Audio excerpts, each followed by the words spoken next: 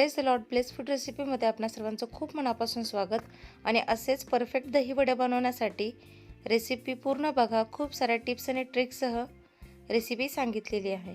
तर चला कृतीला सुरुवात करूयात. मी उडीद डाळ घेतलेली आहे, जी मी रात्रभर भिजवत ठेवली होती. तुम्ही अगदी 4 ते 5 तास उडीद डाळ भिजवून घेतली तरीही चालेल. आपल्याला कमीत कमी 4 ते 5 तास भिजलेली उडीद डाळ हवी आहे. तर आता हे पाणी गाळून छान असं मिक्सरला वाटून घेऊयात. तर आणखी एक टिप सांगते. मोठ्या मिक्सरच्या भांड्यामध्ये बिन पाण्याचं वाटणं जरा कठीण होतं, त्यावेळेस तुम्ही छोटं मिक्सरचं भांडं जे आहे त्याचा वापर करा. तुम्हाला थोडा वेळ लागेल, पण त्यामध्ये पटकन वाटून निघतं. तर हे बघा, पाणी गाळून घेतलेलं आहे.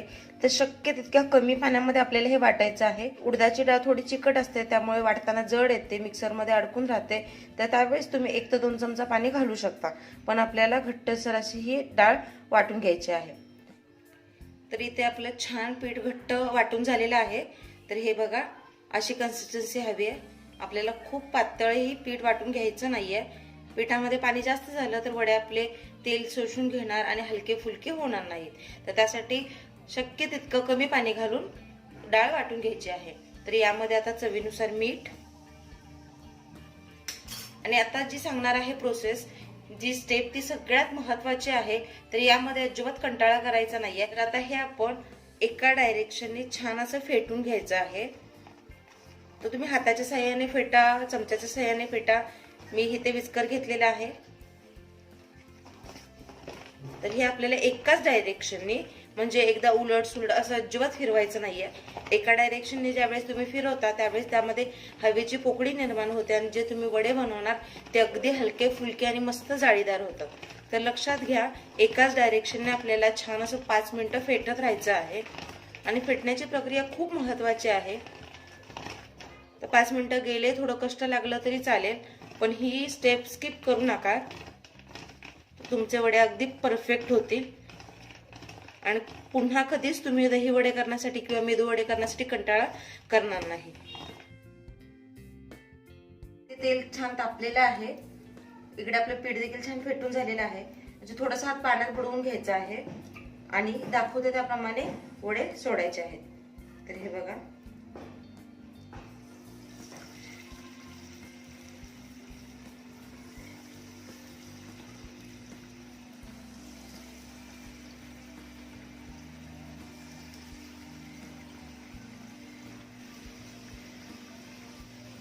तेलाचं टेम्परेचर व्यवस्थित असायला पाहिजे.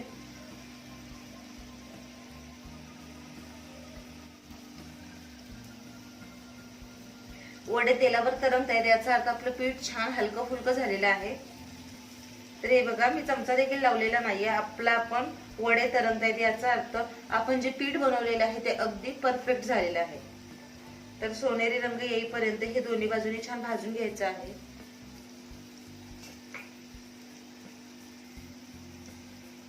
डायरेक्ट झाऱ्याने न हलवता आधी असं आपण सुरीच्या साहाय्याने फक्त पलटून घ्यायचं आहे, ते जेणेकरून दोन्ही साईडने हे छान भाजेल.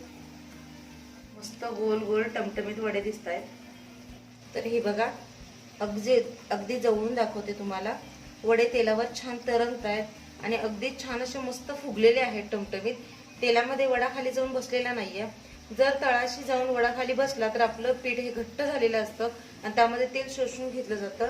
जाळीदार वडे अजिबात बनत नाहीत. रंग अगदी सोनेरी आलेला आहे आणि अशाच रंगावर आपल्याला वडे छान भाजून घ्यायचे आहेत.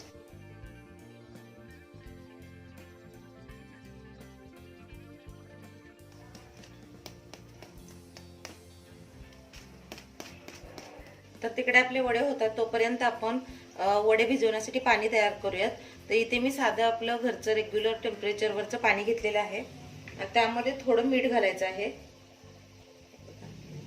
थोडंसं मीठ घालायचं आणि मिक्स करून घ्यायचं. तर काही लोक यामध्ये हिंग देखील घालतात चवीसाठी, पण इथे फक्त मी मिठाचं पाणी करून घेतलेलं आहे. आणि आता या पाण्यामध्ये जे आपण तयार करून घेतलेले वडे आहेत ते घालूयात. तर हे बघा, बाहेरून क्रिस्पी आणि आतून एकदम जाळीदार असे आपले वडे तयार झालेले आहेत. तर आता या पाण्यामध्ये हे वडे आपण घालायचे आहेत. आणि थोडा वेळ झाकून ठेवूया. तर वडे पाणी सोकून घेतील आणि छान भिजतील. एक 5 मिनिटं आपण हे झाकून ठेवूयात. तर आपले वडे छान भिजतात तोपर्यंत आपण त्यासाठी लागणारं गोड दही करून घेऊयात. कारण दही वड्याचा मेन बेस आहे तो दही. तर त्यामुळे त्याच्यासाठी दही हे व्यवस्थित आणि परफेक्ट बनणं गरजेचं आहे. तर इथे मी घट्ट दही घेतलेलं आहे. त्यामध्ये थोडंसं मीठ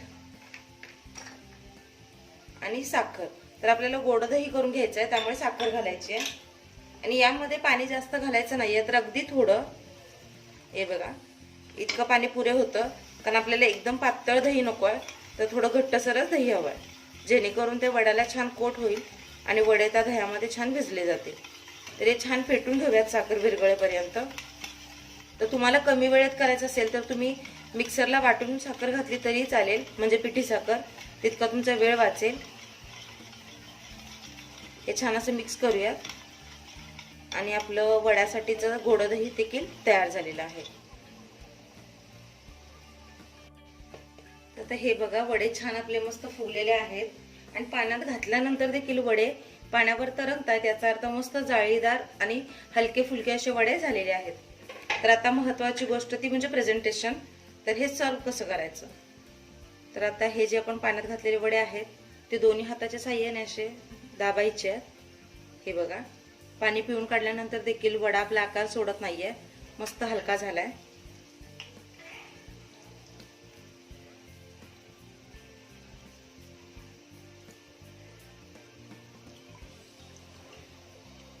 अगदी कुस्करून घ्यायचं नाहीये, फक्त हलक्या हाताने प्रेस करून त्यामधलं पाणी काढून घ्यायचं आपल्याला. तर वडे पाण्यातून छान नितळून घेतलेले आहेत. इथे माझ्याकडे आहे ग्रीन चटणी, इथे चिंचेची चटणी आहे, इथे मिरची पावडर आहे आणि महत्त्वाचा घटक असलेला म्हणजे दही.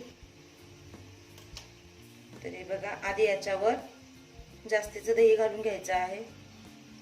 वडे अगदी छान त्यामध्ये बुडले पाहिजेत